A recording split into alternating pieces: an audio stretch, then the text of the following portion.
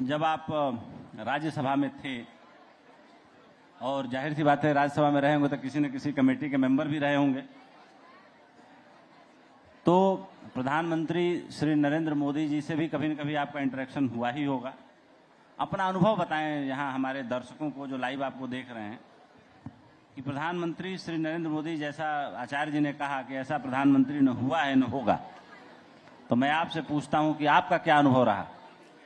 मैं आचार्य जी से पूर्ण तरह से सहमत हूं और इस बात से समझा जा सकता है कि उनके 2014 से आज तक के जो निर्णय हैं वो ऐतिहासिक निर्णय हैं, भारत को आगे बढ़ाने वाले निर्णय हैं। आचार्य जी ने 2 निर्णय यहाँ गिनाए। धारा 370 हटाने का, मैं उस समय संसद का सदस्य था, मैं अपने आप को सौभाग्यशाली मानता हूं कि उसको हटाने में मेरा भी एक गिलहरी योगदान रहा। मैं उस समय राज्यसभा में था। 3 तलाक जैसा एक कानून जो कि महिलाओं के ऊपर कलंक था वो हटाया गया। नई शिक्षा नीति लाई गई। किसान भाइयों को किसान सम्मान निधि दी गई। हिंदुस्तान की इकोनॉमी जो 11वें नंबर पे फ्रेजाइल कहलाती थी, आज 5वें स्थान पे है। बहुत जल्दी हम 4थे स्थान पे होंगे। गांव में कोई बीमार हो जाता था तो उसको लगता था कैसे अपना इलाज कराऊं, घर जमीन बेचने की नौबत आ जाती थी। आयुष्मान कार्ड बनाया गया। इंफ्रास्ट्रक्चर पे उतना पैसा खर्च किया गया शायद जितना कांग्रेस के पूरी 5 वर्षीय योजना में भी नहीं होता था। उससे आज आप देखिए हाईवेज, एक्सप्रेसवेज कितने बेहतर हुए हैं, मेडिकल कॉलेज कितने बेहतर बने हैं, कितनी बड़ी संख्या में हुए हैं। आईआईटी, आईआईएम्स की संख्या बढ़ी है, यूनिवर्सिटी की संख्या बढ़ी है, एयरपोर्ट की संख्या बढ़ी है।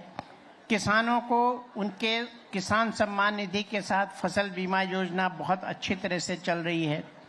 किसान भाइयों को फर्टिलाइजर आज भी उसी कीमत पे मिल रही है जो कभी मिला करती थी, और जबकि विश्व भर में फर्टिलाइजर्स के दाम बहुत अधिक हुए हैं। ये सारे निर्णय ऐसे हैं। आप देखिए 80 करोड़ लोगों को लगभग मुफ्त अनाज दिया जा रहा है कोविड के बाद। आपने देखा हिंदुस्तान में अगर कभी पहले कोई आपदा आई तो हम लोग देखते थे विदेशी मदद की तरफ। इस बार कोविड जैसी आपदा आई तो हमने वैक्सीन बना के न केवल अपनी आबादी को संरक्षित किया, उनको बचाया, हमने दुनिया को भी वैक्सीन भेजी।